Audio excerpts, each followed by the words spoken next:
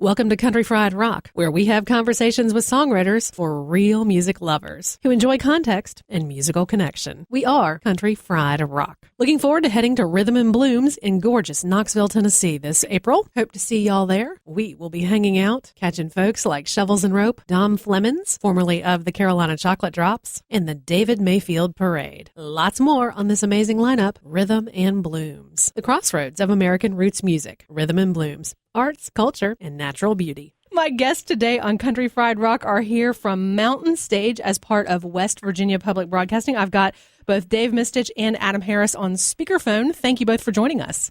Great to be here. Thanks. This, funny how things happen when you're at a conference, but I think we got the first conversation about this started in an elevator in Nashville. That's exactly right. So tell me how Mountain Stage came to be. Well, this is Adam Harris. I am the producer of the show now. My predecessor, Andy Rodnauer, co-founded the show with our host, Larry Gross. And Larry's the host and the artistic director of the program. And they founded the show. The pilot episode was in 1981, and it started as a monthly, statewide, local live performance radio program that was airing monthly throughout the state of West Virginia. But from the beginning, they had goals of taking the show nationally and trying to secure some national talent. And that happened probably a lot quicker than any of them thought it would. And it all started with one of the first national acts to come on the show was Hot Rise. Wow. And Tim O'Brien was originally from Wheeling, West Virginia, and his mother wrote a letter to the producer saying, "Would you like to have my son's band on the show?" And of course they were like, "Of course we'd love to have Hot Rise on the show." And through a huge sequence of events that's detailed in Dave's documentary, that pretty much led to the national distribution of Mountain Stage in 1986. That's hilarious. It's pretty amazing, actually. Our West Virginia roots run deep. But it's even better that his mama wrote a note. Yeah, she used to bring cookies to the show all the time, too, when he was on. When he or Molly were on the show, they would always bring cookies. And most recently, the Charleston Gazette here in Charleston printed Amy O'Brien's cookie recipe for the locals here. That is fabulous. What changed for the show in those early days? Well, national distribution meant they had an obligation to record a show every week and put that out on the air. And in the earliest days of the show, they did upwards of 40 live shows a year. Whoa. And yeah, exactly. And that sounds as nightmarish as it was, I'm sure, especially when you think about these were the days before there was the internet, email, pretty much fax machines even for that matter. And we do 26 new shows a year now, and that's about all I can handle. And we have email and of course all the luxuries of modern technology. Back then, I guess it was just a lot of phone conversations and a lot of wondering where people were. And going live on the radio is a huge stressful thing as well. They were live at 3 o'clock on Sundays for a very long time, and that means a very, very early load-in and a very early sound check. There's lots of reasons not to do the show live anymore. In terms of content, what expanded for the show in those early days? Once you reach a national audience, you can get a different type of artist involved, but sometimes you don't want to do that. We've always tried to showcase West Virginia talent when we can, but we hold it to a very high standard. Whatever West Virginia artists we put on, they've got to be good enough for our national radio audience, or else a lot of our stations aren't as interested in West Virginia music as we are. The format essentially adapted. It became all about the music. In the early days, there was a few things that are maybe a little more typical public radio stuff. There was a co-host who played the saw, and they would do some skits and sort of funny comedy bits. But it didn't take long before they realized that the strength was in the performance and that they pretty much changed to doing exclusively live performance and phased out all the other aspects of the radio show so that now every show is 2 hours of live performance each and every week. Was there ever an intent to stick with any format? Well, I think from the very beginning, it was clear that we were going to showcase a broad style of music. Mm-hmm. That's what Larry likes. It's what most West Virginians like. We don't like just one thing. We like a lot of different things, and you're the same way, I know. Yeah. And pretty much if it's good music, if it's good and it translates well and it speaks to the music, then we think it's worth showcasing, whether that's bluegrass, gospel, pure country music, alternative rock. Mountain Stage is not really a show for anybody that says, well, I only like one kind of music. Mountain Stage is a show for somebody that goes, well, I like a lot of different things. If you start a sentence with, I only like, then you're probably not going to like Mountain Stage too much. What have been some interesting, or at least now notable names, some of those earlier days of Mountain Stage? Well, the earlier days, one of the first great artists, one of the first national artists we were able to get on the show was Guy Clark. Oh, nice. And he went on to be on the show 12 times over the years. Ray Wiley Hubbard was high school classmates with our host, Larry Gross. No way! Yeah, so they go back a long time, and Ray's been on the show many. I was working the show the first time he did Snake Farm on the show, and he made this great quote about, it's going to get me out of playing dives like this one. And, of course, he's done it on the show 3 times since then, so I don't know how that worked out for him. Tim O'Brien came on many times, and, of course, West Virginia's sweetheart, Kathy Mattea. Her career kind of paralleled Mountain Stage. You know, she was on before she'd ever had a hit. She was on when she had hits. And, of course, we still welcomed her on when she started to do some things that were outside of the mainstream. Irish music, and now with her most recent West Virginia songs about coal. Leo Kottke was on our show many times. He's been on 9 times. Wow. Ramblin' Jack Elliott did 9 shows. You know, some of our best friends are in the Flatlanders. Yeah. They've been coming on the show for so long. Billy Joe Shaver, who's a personal hero of mine, has been on the show 6 times over the years. Amazing. Richard Thompson 6 times. If you can't tell, I have a list in front of me of that, and that's why it's so meaningful for us when some of these artists keep coming back. You know, Greg Brown has been on a bunch of times. Iris DeMent. Yeah.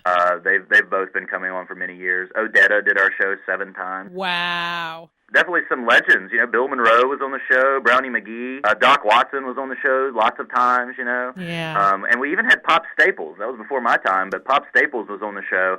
And it kind of goes along with our programming. You know, we had Pop Staples on the show with the Cowboy Junkies. So Tim That's great. and the Cowboy Junkies were like, wow, Pop Staples, you know? That's awesome. Yeah, we always have a good time with them. Country Fried Rock is committed to supporting the musicians, making the music we love. Help them out by buying their music, and help us out at no extra cost by purchasing through the links on our website. Country Fried Rock is super excited to now be available in both the Apple App Store and the Google Play Store. Download it for free. Find us on iTunes, Spreaker, Podfeed, Player FM, Blueberry, Stitcher, Gigadial, Digital Podcast, and some great apps including Agogo and Swell. Wherever you listen, you'll find Country Fried Rock. Never miss an episode. It's not just legends. You all keep it fresh with some new and emerging music as well. How has that worked as a show?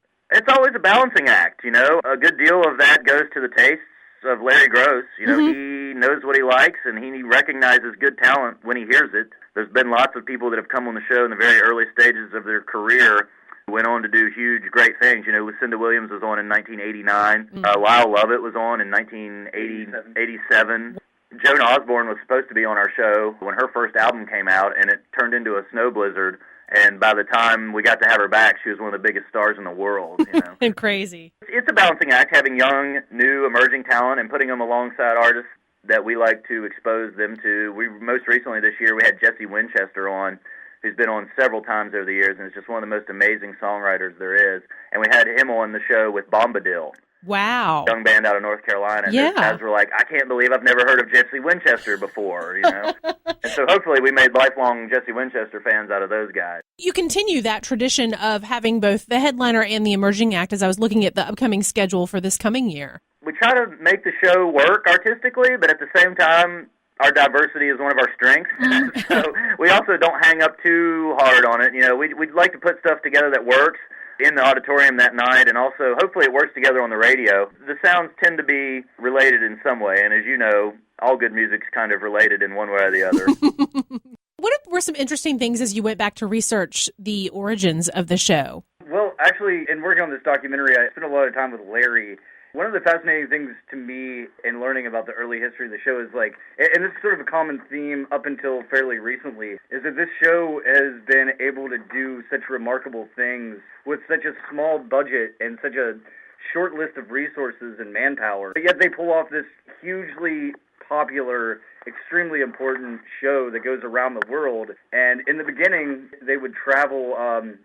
One particular story that I heard about the early days is the show went to the Public Radio Program Directors Conference in San Diego in 1986. It took 5 days to drive a truck out there, and by the time they got the truck out there with all the equipment, they had to resolder wires and connectors back together because it was all broken in the truck. Whoa. Another interesting story is that Francis Fisher, the guy that mixes the show for radio, he has only missed one show, and that was when the band came in 1994.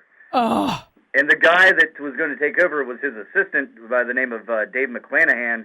And that morning, whenever he showed up, the band kind of got on the bill at the last minute. And so McClanahan gets thrown into this lead head engineering spot, and he shows up, and the board does not work. It doesn't turn on. And so they basically have to rig this new setup, and they did it, and they pulled it off. Oh, my. So, regardless of the circumstances, regardless of the resources, Mountain Stage has always been one of those shows that it always works, and they always find a way to make things happen. And I think that's extremely remarkable, and I think it speaks volumes to the work ethic and the determination of the staff and crew of that show. That's certainly true. I mean, our hard-nosed Appalachian mindset makes it so that the show must go on. In the face of adversity, you still have a show to put on, no matter what. And our team is really great about coming together, and those are just a couple examples of Dave found of us working together to make sure things happened. And the truth is, in the earliest days of Mountain Stage, they had no budget, they had no expertise, and no equipment. The first episodes of Mountain Stage were mixed on 3 8-channel mixers just bussed together for lack of a better console, So they just did it however they could do it until they slowly began to get some equipment and get some support and gain some knowledge, for that matter. The profile of the show is certainly higher now, but how does that continue to keep you all broadcasting and on the air? Well, it's always a challenge. It's an annual challenge to do a public radio program, and we have to be very wise with our money.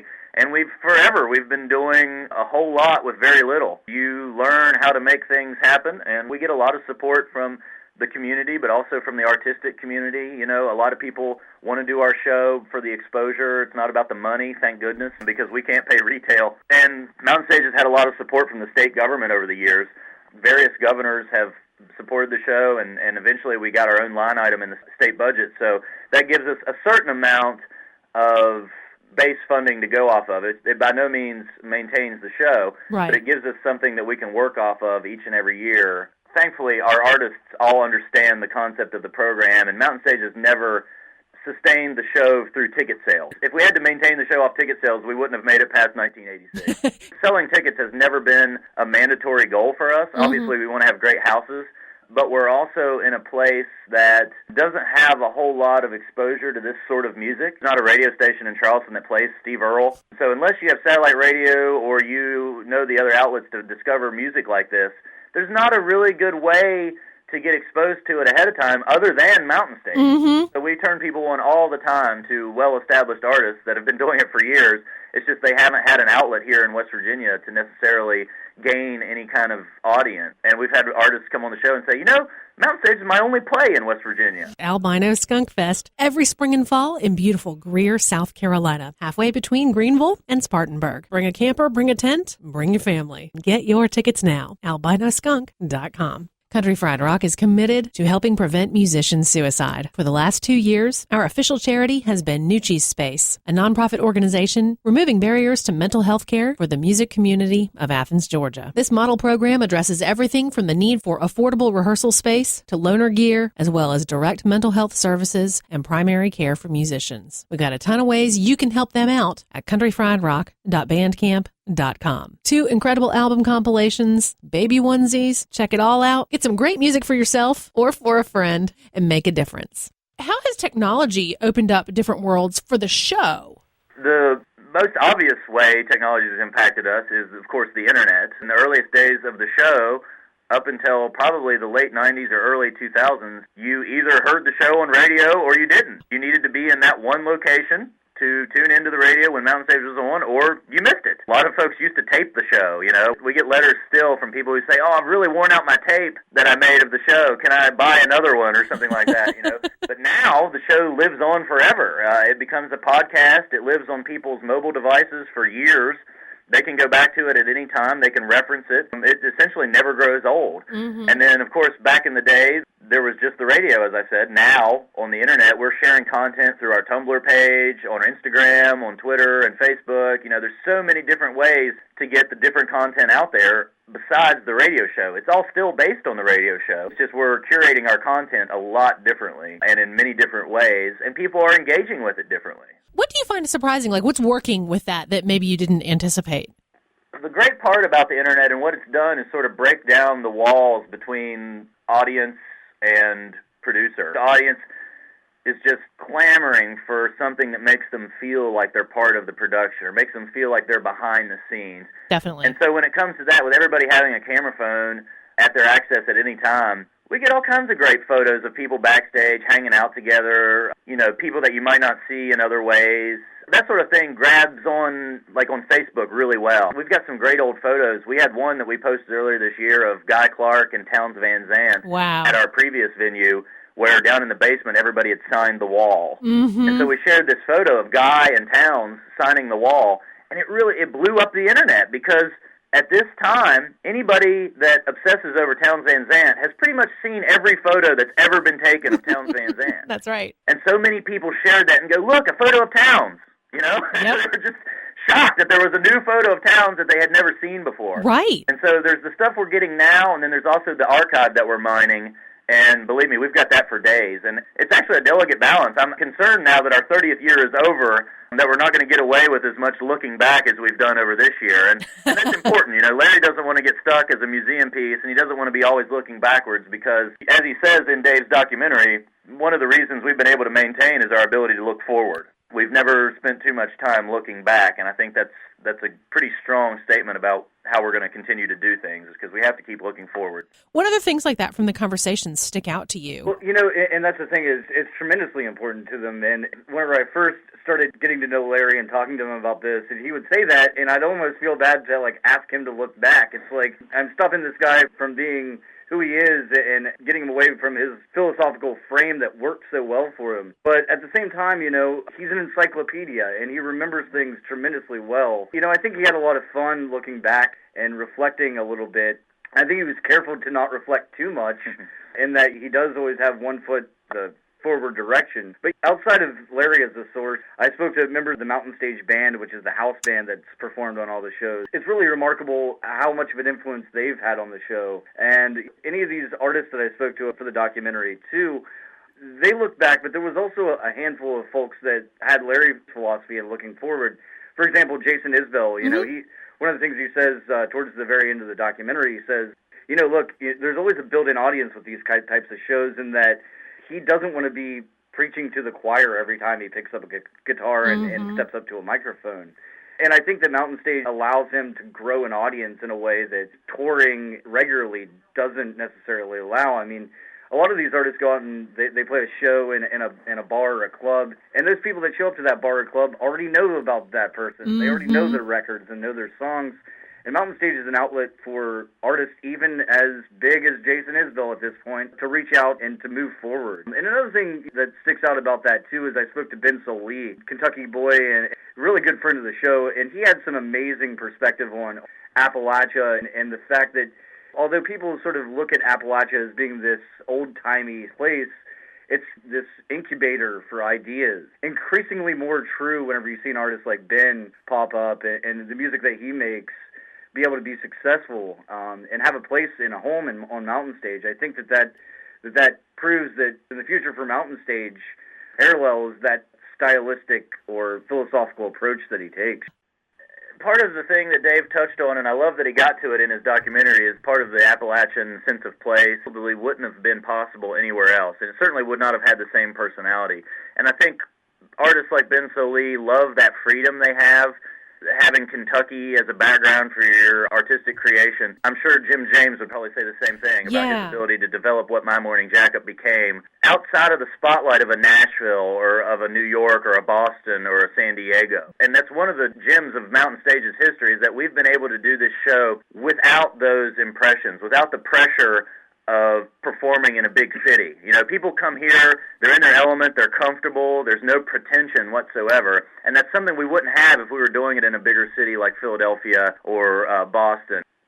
There's a pressure to go along with what's popular, and people tend to follow along to trends and tend to gravitate towards trends because they think it's cool and they need to remain relevant. Well, thankfully, we've sort of never been relevant. We don't have to pay attention to those things. What's relevant to us is what we like and what's coming up and what we appreciate and what we want to showcase. And it goes back to some of the things that the artists said nice things about us was Mountain Stage has never invited artists on and said, be sure to do your most popular song or be sure you do that hit song. You know, we've never done that. And I think the artists really appreciate that. Like, every time Robert Earl Keen comes on, he's got a new album, you know, and he does stuff from that new album. And nobody says anything to him about, why didn't you do The Party Never Ends? Never like that on Mountain Stage. We let the people do what they want to do. We never tell them what to play. We tell them how much time we need, and they usually pick out 5 or 6 songs. And, the smartest artists know what to do. They know to do a little bit new and a little bit old, and they also know that their songs that are popular because they work on radio usually, And so if you're on a radio program, you probably should do that song that people recognize and that sounds good when you're driving in your car. But we certainly never mandate that anybody does anything like that on the show. It's up to the artist. What are you all looking forward to with Mountain Stage coming in this next 5 years? Well, I don't work for the show.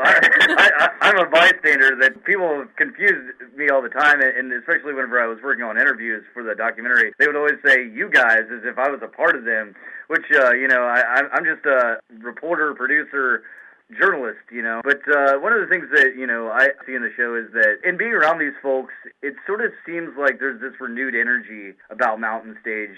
We have a new executive director here at West Virginia Public Broadcasting by the name of Scott Finn, and he's really energetic about the show, and you can tell how much he cares about making Mountain Stage a real product for this organization. And being sort of on the outside of the show itself, being around the staff and crew over the past year and watching this 30th anniversary come together, it's been pretty remarkable to see how excited people get. And I can't think of too many jobs to where people get to do this type of work. And it's hard work, and I've watched them work really hard. And I've never been able to watch people work that hard and still have that good of a time doing it. It seems funny, but, these people, they're very energetic, and it seems like this 30th anniversary has almost amped up the excitement for what's to come in the show. I would answer that by saying I'm looking forward to the challenge that's in front of us, which is the digitization of our archive. We have over 2,000 hours of audio dating back to 1983. Nice. And it exists on 5 different formats. We've recorded our show on almost every popular format, starting with reel-to-reel, DAT tape, mini disc, CD, and now we're going straight to hard drive. It's all on different formats, and we have a huge challenge. The project just to digitize the audio is estimated at about $300,000. Wow. And so that's an entirely different budget of its own. And that's just the audio. We have photo archives. We have a paper archive for every show. There's a file for every show. And then there were a few years there from 2001 to 2003 where we were doing regular television taping, 9 one-hour episodes in HD in 2006.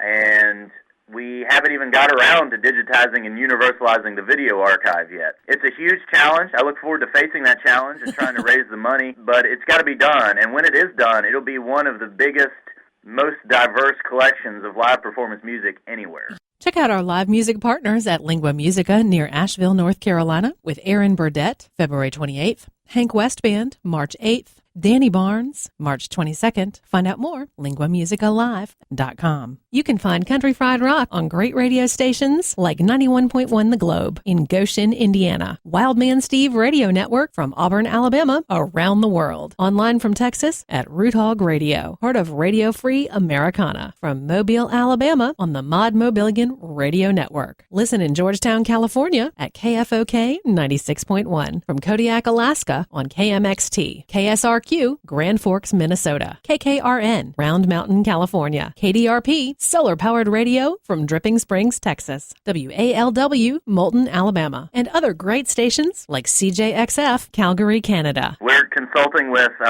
people in academia to make sure it's conducive to research.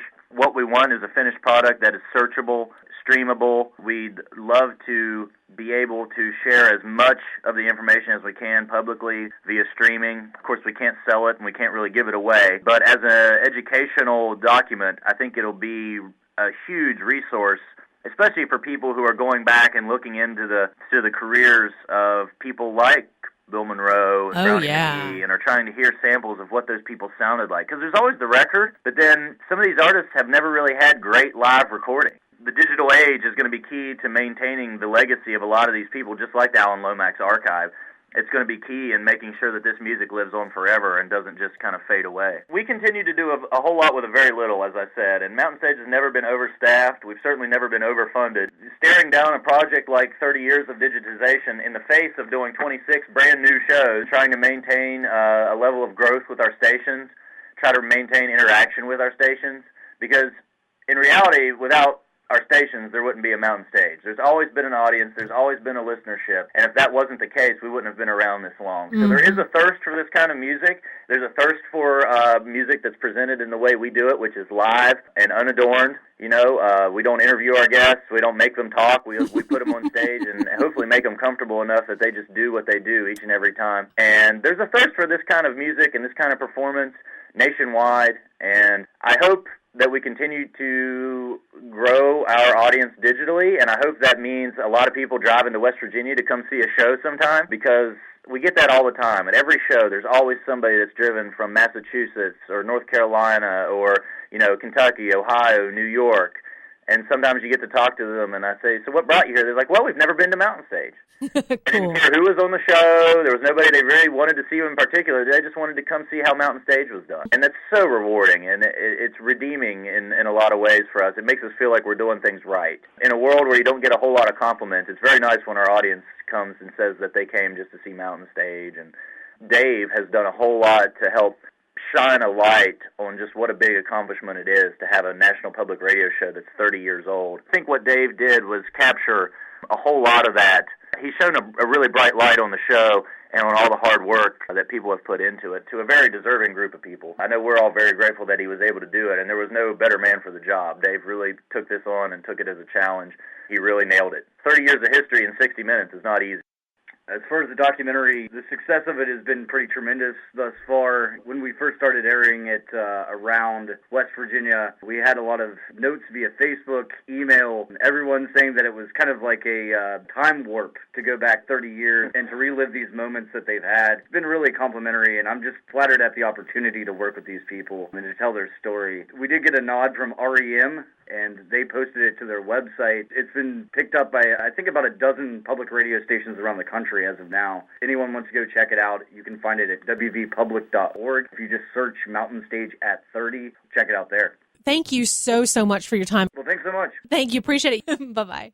Country Fried Rock, music uncovered. Find our full playlist at CountryFriedRock.org. Our 2014 bed music is from Jack Logan and Scott Baxendale. Their most recent album together, Bones in the Desert. The song you hear is only available to benefit Nucci Space. You can buy it at CountryFriedRock.bandcamp.com. Our Country Fried Rock stinger is from Steve Soto and the Twisted Hearts. Country Fried Rock. Copyright 2013 by Lily Pad Productions. All rights reserved. Country Fried Rock is a partnership with the nonprofit Florence Regional Arts Alliance. Your donations to this program are tax deductible to the extent you are eligible under U.S. law. Country Fried Rock radio programs are distributed to public radio through the Public Radio Exchange, prx.org. Ever he been helping us some Country Fried Rock.